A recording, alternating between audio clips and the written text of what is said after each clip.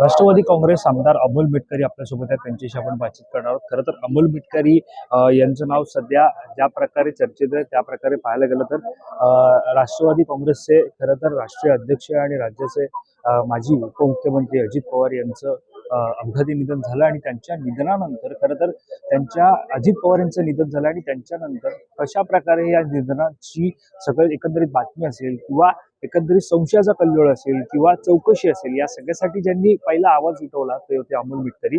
अमोल मिटकरीची अजितदादांचं निधन हे 28 जानेवारी रोजी अपघाती झालं. अवघ्या 3 दिवसांनंतर त्याला महिना पूर्ण होता आणि त्याच्या अगोदर चौकशीची मागणी तुम्ही केली होती आणि सध्या डीजीसीएची चौकशी समोर येते आहे. डीजीसीएनं निर्णय घेतलेला 4 उड्डाण जे VSRचे होते त्याच्यावरती बंदी घातली. काय वाटतं या चौकशी या कारवाईकडे पाहून? 28 जानेवारीला अजितदादांचं निधन झालं असं जे आपण म्हणताय, मी थोडा उलटा म्हणतो की अजितदादाचा घातपात केला गेला आणि तो घातपात झाल्याचा संशय सुरुवातीपासून महाराष्ट्राच्या मनात होता, आमच्या पक्षाच्या मनात होता. आमच्या पक्षाच्या अनेक आमदारांनी त्याबाबत आवाज उठवण्याचा प्रयत्न केला. स्वतः छगन भुजबळ साहेबांनी पण त्यांच्या भाषणामध्ये हे बोलून दाखवलं होतं, झिरवळ साहेबांनी पण बोलून दाखवलं होतं. त्यामुळे ह्या संवेदना आमच्या तीव्र आहेत आणि आमचा शंका अशी होती की DGCA कंपनीने VSR कंपनीला त्याबाबतची सुपारी दिली असेल. त्यानंतर आमदार रोहित पवार साहेबांनी स्वतः पत्रकार परिषदा घेऊन DGCAला कसा राजाश्रय मिळतो, कोण्या राज्यातून मिळतो हे स्पष्टपणे महाराष्ट्र आणि दिल्लीमध्ये दाखवून दिलं होतं. त्यानंतर DGCAनी आता काल जो निर्णय घेतला की VSR कंपनीची 4 विमानं रद्द करावी. हा निर्णय कधी आला तर अजितदादांच्या विमान दुर्घटनेला 1 महिना पूर्ण होतोय अशा तोंडावर हा निर्णय घेतला गेला.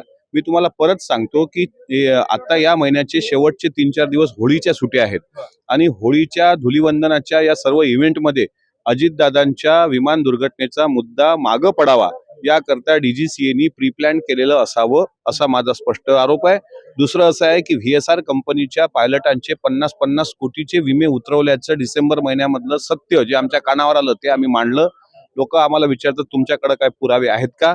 मग त्यांनी सांगावं की अजितदादांच्या विमानाचा अपघात झाला याचा काय पुरावा DGCA कडे आहे? आम्ही म्हणतो स्फोटकं कशी ठेवल्या गेली विमानामध्ये, इतक्या मोठ्या प्रमाणात डिझेल कसं भरलं गेलं, विमान पलटी होत असताना धावपट्टी तर नव्हती, गोजूबावीच्या माळरानाला स्पर्श करण्यापूर्वी स्फोट झाले आणि विमान कोसळल्यानंतरही स्फोट झाले. मग इतका मोठा नेता जो सीट बेल्ट लावल्याशिवाय कधी गाडीमध्ये बसत नव्हता त्या नेत्याला अशा पद्धतीनं मारून टाकणं हे जे DGCAनी पाप केलंय हे 3-4 विमानाच्या फ्लाय बंद करून ते मिटल्या जाणार नाही. दुसरं असं आहे की काल झारखंडमधील छपरा माझ्या माहितीप्रमाणे तिथे 9 लोकांचा विमान अपघातात मृत्यू झाला आणि या विमान अपघाताच्या मृत्यूनंतर रेड एअरवेजवर AAIBनी छापा टाकला, चौकशी केली, कागदपत्र जप्त केले. AAIBच्या चौकशीची मागणी स्वतः विधानसभेचे आमदार रोहित पवार यांनी केली होती.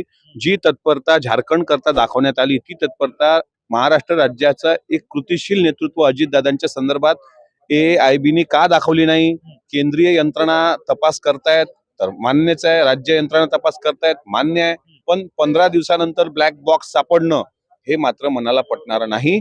त्यामुळं अजितदादांच्या मृत्यूला कारणीभूत असलेल्या DGCAनी काल कबूल केलंय की VSR कंपनीच्या संदर्भामध्ये VSR कंपनीचे विमानं नादुरुस्त होते आणि याचा अर्थ त्यांनी स्पष्ट केलंय की आम्ही अजितदादांचा घातपात घडून आणला.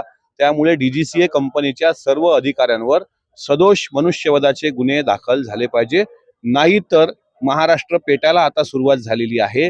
डोरलेवाडी नावाचं गाव बारामती जवळचं ते पूर्णपणे बंद होऊन त्या गावकऱ्यांनी मागणी केली होती दादांच्या मृत्यूच्या चौकशीच्या संदर्भामध्ये.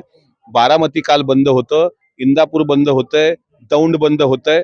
हळूहळू पूर्ण महाराष्ट्र जर बंद झाला तर याचे गंभीर परिणाम DGCAला भोगावे लागतील आणि DGCAला राजाश्रय देणारा जर कोणी असेल किंवा DGCAला सपोर्ट करणारा जर कोणी झारीतला शुक्राचार्य असेल तर त्याला सुद्धा त्याची मोठी किंमत मोजावी लागेल. मी पूर्वी सांगतो आताही सांगतो की त्यांच्या पिढीत पुढे पाळणा हलवायला कोणी राहणार की नाही याबद्दल त्यांनी आताच विचार करावा. मिटकरीजी तुम्ही आता म्हणालात की मिटकरीजी तुम्ही आता म्हणालात की अजितदादांना मारलं, DGCAने ते पाप केलं, DGCAने ठरवून केलं, त्याच्या मागे कोणाचा हात आहे का?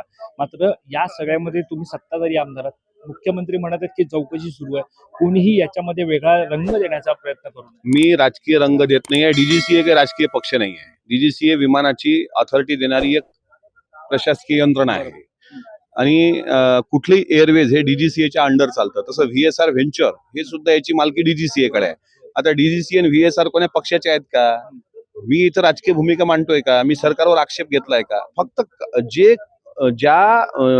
जी आता चालू आहे ही सगळी प्रोसेस शोधण्याची, याला इतकं ढील का होतंय, म्हणजे इतकं डिले का होतंय? ब्लॅक बॉक्सचा डेटा, ब्लॅक बॉक्स जळला कसा काय जळला? कागद नाही जळली, ब्लॅक बॉक्स कसा जळला? बरं, ब्लॅक बॉक्स हा सुरक्षित असतो ना टेलमध्ये, हे तर तुम्हीच लोक दाखवताय. मग ते टेल सुरक्षित राहिली विमानाची, ब्लॅक बॉक्स जळला. आता ब्लॅक बॉक्सचा डेटा रिकव्हर करायला फॉरेनला जाणार, कागदपत्र जळत नाहीत. डीजीसीएनी पहिल्यांदा सांगितलं होतं का विमानात 6 माणसं बसली, नंतर मीडियानं ती बातमी चालवली होती. मग डीजीसीएनी सांगितलं 5 माणसं बसली. मग नेमकी दादासोबत किती माणसं बसली याचा सीसीटीव्ही फुटेज तर द्या ना. दादा देवगिरीवरून कलिनापर्यंत निघाले, फुटेज देत नाही. सीसीटीव्ही फुटेज देत नाहीये. ज्यांनी सीसीटीव्ही फुटेज माहितीच्या अधिकारात मागितला ते म्हणतात की आमच्याकडे ते आम्ही देऊ शकत नाही. म्हणजे दादा कलिना गेट नंबर 8 मधून व्हीएसआर व्हेंचर पांढऱ्या रंगाच्या विमानात बसेपर्यंतचा सीसीटीव्ही भेटत नाही.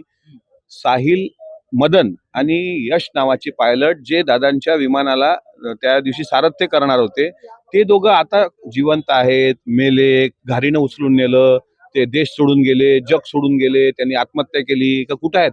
साहिल मदनकडे ना मीडिया फिरकला, ना यश आणि साहिल मदन कोणा ट्रॅफिक मध्ये अडलं याचं सीसीटीव्ही फुटेज आलं. माहिती घेतली या संदर्भात. मी माहिती घेण्याचा प्रयत्न करतोय, मी त्यांचं घर शोधण्याचा प्रयत्न करतोय, पण माझे जितके काही सोर्सेस आहेत त्या माध्यमातून मला जेवढं काही शक्य होते ते मी पोटतिडकीनं मांडतोय. आणि याची किंमत चुकवावी लागेल असं काही लोक मला म्हणतायत. तर माझी किंमत करणारा नेताच गेलाय ना. माझी किंमत करणारे अजितदादा होते, ते जिवंत होते, किंमत होतीच आम्हाला. आजही आम्हाला आईचा आधार म्हणून सुनेत्रा वहिनी आहेत ना. त्याच्यामुळे किंमत आम्ही चुकवलेली आहे. अजितदादांच्या जाण्यानं अख्ख्या महाराष्ट्रानं किंमत चुकवलेली आहे. पण अजितदादांच्या जीवनाला जिवंत असताना अजितदादा जे काही त्यांना मानसिक त्रास दिला गेला, त्यांना ज्या पद्धतीने ते डिस्टर्ब झाले होते, अलीकडच्या काळात त्यांना जे काही वाटत होतं सगळं, तर ह्यावर मला असं वाटतं की दादा गेल्यानंतर निदान त्यांना न्याय देण्याकरता आपण एक गरिबाची लेकरं म्हणून झटलं पाहिजे आणि आम्ही झटत राहू. मलमपट्टी आहे का केवळ डीजीसीएने जी कारवाई केली? डीजीसीए पाप झाकण्याचा प्रयत्न करते आहे. तात्पुरती मलमपट्टी म्हणत नाही मी, तात्पुरती मलमपट्टी करून त्यांनी त्यांचं मरण व्हीएसआर वर लोटलंय. पण त्यांचं मरण सुद्धा ज्या पद्धतीने ते करतायत ना, तर त्यांना सुद्धा त्याचे परिणाम भोगावे लागतील. डीजीसीएचे अधिकारी ज्यांनी हे सगळं या प्रोसेसमध्ये होते, त्यांच्यावर सदोष मनुष्यवधाचा गुन्हा दाखल झाल्याशिवाय काही आम्हाला मनाला शांती भेटणार नाही. शेवटचा प्रश्न, राष्ट्रवादीच्या बारामतीसाठी आपण पाहायला गेलं तर पोटनिवडणूक होते आणि उमेदवार सुद्धा निश्चित होताना पाहायला मिळते. सुनेत्रा पवार असणार आहे. बिनविरोध ही निवडणूक होण्याची सुद्धा शक्यता होती. कोणी मला वाटत नाही की विरोधात फॉर्म टाकेल आणि पोटनिवडणूक घडून आणेल. शेवटी ती निवडणूक बिनविरोध होणार आहे. कायद्याच्या प्रोसेसनुसार त्या कायदेशीर प्रक्रियेला पुढे जावं लागतं. आणि बारामती विधानसभेचा पोटनिवडणुकीचा कार्यक्रम म्हणजे अजितदादांना आदरांजली म्हणून अजितदादांच्या खऱ्या उत्तराधिकारी जे आहेत आदरणीय सुनेत्रा वहिनी, त्यांनाच मला असं वाटते तो अधिकार आहे. त्यामुळे कोणी पोटनिवडणूक लढणार नाही आणि कोणी विरोधात तर उभं राहण्याचा प्रश्नच येत नाही. धन्यवाद आमच्याशी बातचीत केल्याच्या संदर्भात. कॅमेरा पर्सन अजय सम, वैभव पाटील, मुंबई.